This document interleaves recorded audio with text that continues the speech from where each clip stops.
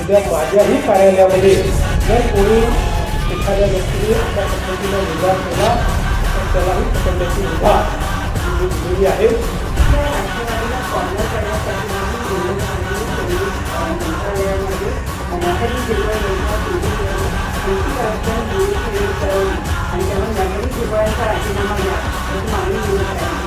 जर एखादी तक्रार मिळाली तर देवेंद्र फडणवीसच्या केबिनमध्ये येतो.